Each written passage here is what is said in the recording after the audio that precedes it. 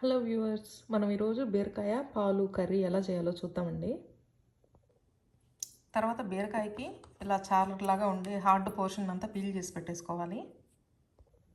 తర్వాత బీరకాయని ఇలా స్మాల్ పీసెస్గా కట్ చేసి పెట్టుకోవాలి. తర్వాత ఈ పీసెస్ అన్ని ఒక బౌల్లోకి ట్రాన్స్ఫర్ చేసుకోవాలి. నేను ఈ బీరకాయని కట్ చేయకముందే వాష్ చేసి పెట్టుకున్నానండి. ఇప్పుడు ఈ పీసెస్ వాష్ చేయాల్సిన అవసరం లేదనమాట. ఇందులో కొద్దిగా ఉప్పు, కొద్దిగా పసుపు వేసుకోవాలి. తర్వాత ఈ పీసెస్ని ఇట్లా బాగా కలుపుకొని చేత్తో మెత్తగా పిసుకోవాలన్నమాట.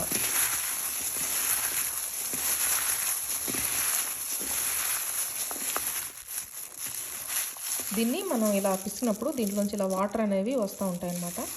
ఈ ముక్కల్లో ఉండే వాటర్ని మొత్తం తీసేంత వరకు మనం దీన్ని బాగా పిసకాలి. తర్వాత నేను ఈ ముక్కల్లోని వాటర్ ఇలా తీసేస్తూ ఇలా పిండిన దాన్ని ఇంకో బౌల్లోకి ట్రాన్స్ఫర్ చేసి పెట్టుకుంటున్నాను. నేను ఈ ముక్కల్లోని వాటర్ మొత్తం తీసేసి సపరేట్గా పిండి పెట్టేసుకున్నాను మొత్తాన్ని. ఈ సైజ్ ఆనియన్స్ 2 తీసుకున్నాను. తర్వాత ఆనియన్స్ని వీలైనంత స్మాల్ పీసెస్గా కట్ చేసి పెట్టుకోవాలి. తర్వాత 2 చిల్లీస్ని ఇలా పొడవుగా కట్ చేసి పెట్టుకోవాలి. ఇంకోటి, కుండలో కుక్ చేసేటప్పుడు మనం తీసుకోవాల్సిన ప్రికాషన్ ఏంటంటే డైరెక్ట్ స్టవ్ ఆన్ చేసేసి కుండను పెట్టకూడదు. కుండలో కొద్దిగా ఆయిల్ వేసి తర్వాత స్టవ్ని ఆన్ చేయాలన్నమాట. తర్వాత ఆయిల్ కొద్దిగా వేడయ్యాక ఇందులో కొద్దిగా ఆవాలు, జీలకర్ర, మినపప్పు, పచ్చెనపప్పు, ఒక ఎండుమిరపకాయ ఇలా తుంచుకొని మొత్తం పోపు ఇందులో వేసుకోవాలి. తర్వాత ఇందులోనే మనం పొడవుగా కట్ చేసి పెట్టుకున్న మిరపకాయలు, కొద్దిగా కరివేపాకు, ఒక వెల్లుల్లి రెమ్మ దీన్ని కూడా ఇందులో వేసేసుకోవాలి.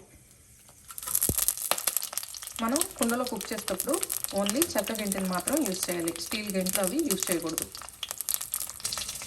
పోపు కొద్దిగా వేడయ్యాక మనం కట్ చేసి పెట్టుకున్న ఆనియన్స్ని ఇందులో వేసేసుకోవాలి. ఇందులో కొద్దిగా సాల్ట్ వేసుకొని ఒకసారి కలిపెట్టుకొని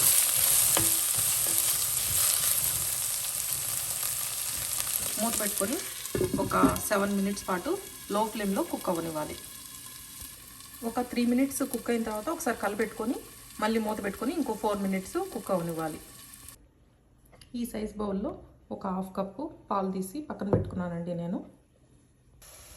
7 మినిట్స్ తర్వాత మనం పిండి పెట్టుకున్న బీరకాయ ముక్కల్ని ఇందులో వేసుకోవాలి. వేసుకొని బాగా కలిపెట్టుకొని మళ్ళీ మూత పెట్టి ఒక 5 మినిట్స్ పాటు కుక్ అవ్వనివ్వాలి. ఫ్లేమ్ని లో టు మీడియం అడ్జస్ట్ చేసుకోవాలి. 5 మినిట్స్ తర్వాత ఇందులో ఒక 1/2 టేబుల్ స్పూన్ కారం వేసుకోవాలి. తర్వాత మళ్ళీ ఒకసారి బాగా కలిపెట్టుకొని ఒక 2 మినిట్స్ పాటు ఇలాగే మూత లేకుండా ఉడకనివ్వాలి.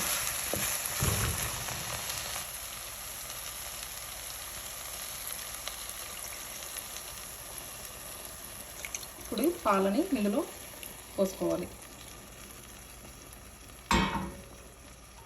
ఒకసారి కలిపెట్టుకొని మూత పెట్టుకొని ఇంకొక 7 మినిట్స్ పాటు ఉడకనివ్వాలి.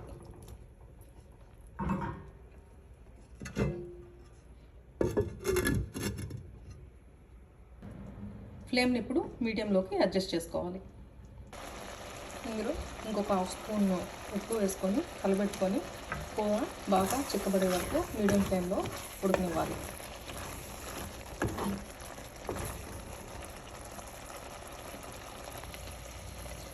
కూర బాగా చిక్కబడిన తర్వాత ఇందులో ఒక 1/2 స్పూన్ ధనియాల పొడి వేసుకోవాలి.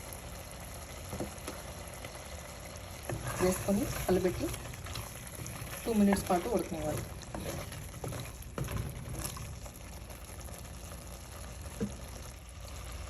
మినిట్స్ తర్వాత ఇందులో కొద్దిగా కొత్తిమీర వేసుకోవాలి. ఒకసారి అలా కలిపెట్టుకొని ఇంకా స్టవ్ ఆఫ్ చేసేసుకోవాలి.